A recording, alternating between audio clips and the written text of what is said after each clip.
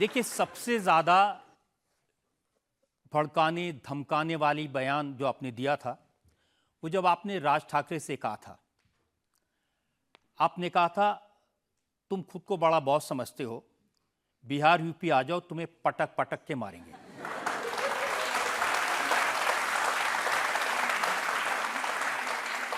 देखिए, लड़ाई क्या है रजत जी? लड़ाई ये है कि बिहार, झारखंड, उत्तर प्रदेश, बंगाल के लोग मुंबई जाते हैं, महाराष्ट्र जाते हैं और महाराष्ट्र। नमस्कार दोस्तों, कैसे आप? आशा करता हूं आप सभी लोग अच्छे होंगे। आज का इंटरव्यू बहुत ही जबरदस्त होने वाला है। राज ठाकरे के ऊपर दिए गए बयान को लेकर निशिकांत दुबे जी ने रजत शर्मा जी से क्या बोला, जानने के लिए बने रहे हमारे साथ में लास्ट तक। इंटरव्यू बहुत ही ज्यादा दिलचस्प होने वाला है। के लोगों को लगता है, खासकर मुंबई के लोगों को लगता है कि ये हमारा हिस्सा जो है काट रहे हैं और बिहारियों का जो है कब्जा हो रहा है और हम इस देश में सबसे ज्यादा टैक्स पे करते हैं। यदि मुंबई नहीं हो, महाराष्ट्र नहीं हो, तो शायद ये देश नहीं चल पाए। यही है, इतने वर्षों से यही आंदोलन है। अब मेरा यह कहना है कि यदि बिहार झारखंड नहीं हो, मध्य प्रदेश नहीं हो, छत्तीसगढ़ नहीं हो, तो मुंबई क्या बेचता है? State bank of India tax देती है, पूरे देश भर में state bank of India tax collect करके जाती है, टैक्स देती है। LIC देती है, सेबी देती है, NSE देती है। टाटा का वहाँ हेडक्वार्टर है। यदि झारखंड नहीं होता, टाटा नहीं होता, तो टाटा का भी टाटा नहीं बनता।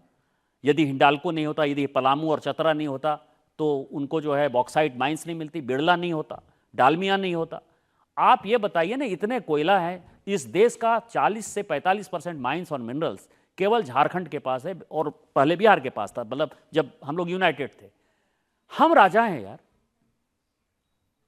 मेरी दुर्गति यह है, स्थिति यह है कि हमारे यहां क्लाइमेट हमको सूट नहीं करता है, इसीलिए सभी लोगों ने अपना हेडक्वार्टर वहां बना लिया है और इसीलिए उस टैक्स के आधार पर आप अपने आप को राजा समझते हो। तो जब राजा समझते हो, तो जो गरीब आदमी है, जो सचमुच का राजा है, जैसे इस लोकतंत्र में जनता जो है वो राजा है, वो वोट देती है, तभी हम चुनाव जीत कर आते हैं। गांधी परिवार और नेहरू परिवार जो है राजा नहीं है। लड़ाई तो इसी बात की है ना। तो जो लड़ाई गांधी नेहरू परिवार से है, वही बात मैंने कहा राज ठाकरे को।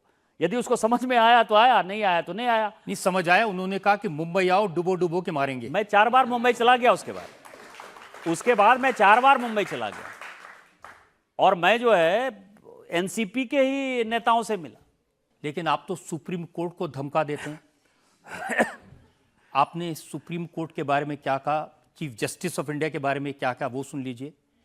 देश में गृह युद्ध के लिए chief justice of India Sanjeev Khanna और धार्मिक युद्ध भड़काने के लिए सुप्रीम कोर्ट जिम्मेदार है। तो गलत क्या कहा? इस देश में 2 कानून कैसे हो सकता है? तीस्ता सीटलवाड को बेल मिलने के लिए, या यूनुस पठान को जो है बेल मिलने के लिए, या दाऊद इब्राहिम के किसी गुर्गे को बेल मिलने के लिए सुप्रीम कोर्ट 12 बजे 1 बजे खुल जाएगा। पार्लियामेंट ने वक्फ कानून पास किया और आप जो है इसके ऊपर सुनवाई स्टार्ट कर रहे हो। आर्टिकल 368 पार्लियामेंट का यह कहता है कि संविधान में किसी भी प्रकार का संशोधन करने का अधिकार केवल और केवल संसद को है। बाबा साहब अंबेडकर का संविधान 368 हमको वो ताकत देता है। सुप्रीम कोर्ट का, हाई कोर्ट का काम है उस कानून की व्याख्या करना। यहां तो अलग कानून हो जाते हैं। आपने देखा, हमने IT एक्ट बनाया। आज यहां जितने बच्चे बच्चियां हैं, सबसे ज्यादा 66A खत्म हो गया। आप कहते हो कि मुझे बोलने की आजादी है, अभिव्यक्ति की आजादी के आधार पर सुप्रीम कोर्ट ने हमारे बनाए हुए कानून को खत्म कर दिया। सबसे ज्यादा परेशान कौन है?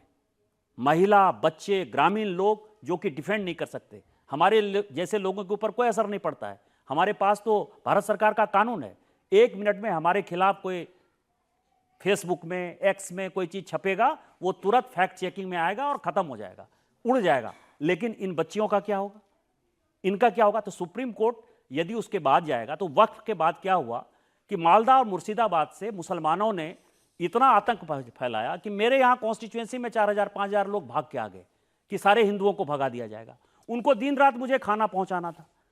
अब आप समझिए कि एक सांसद कितने दिन तक इसको खाना पहुंचा सकता है।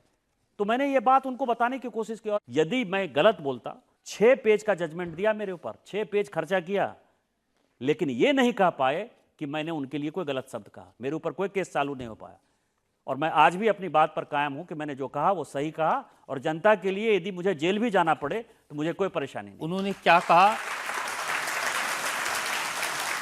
उन्होंने कहा था कि अदालतें फूलों की तरह नाजुक नहीं हैं जो ऐसे हास्यास्पद बयानों के सामने मुरझा जाएं। ये पार्लियामेंट भी जो है वो फूल नहीं है। हमने कानून बनाया है, उस कानून की व्याख्या करना आपका काम है। यदि कर सकते हैं तो बढ़िया है, नहीं तो संविधान जो है उसकी इजाजत देता है और जितना संविधान में छूट है उतना हम बोलते रहेंगे। जितने भी लोग थे जो पार्लियामेंट्री में, जयराम रमेश ने कहा कि ये जानबूझकर निशिकांत दुबे सुप्रीम कोर्ट को निशाना बना रहे हैं, सुप्रीम कोर्ट पर सरकार प्रेशर बनाना चाहती है। 100 चूहे खा के बिल्ली चले हज को।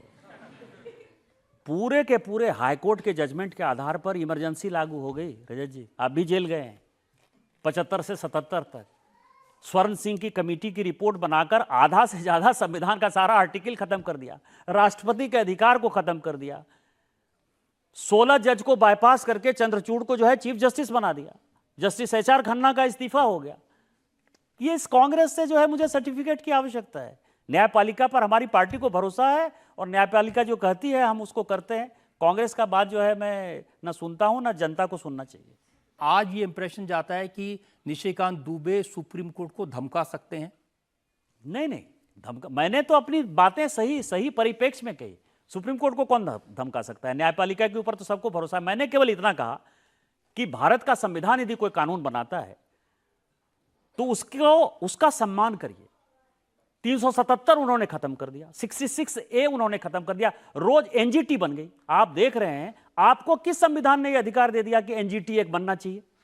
इसीलिए आपने कहा कि सुप्रीम कोर्ट कानून बनाएगा तो संसद को बंद कर देना चाहिए। यस, और मैं आज भी इस बात पर कायम हूं, कानून बनाने का काम केवल और केवल पार्लियामेंट का है।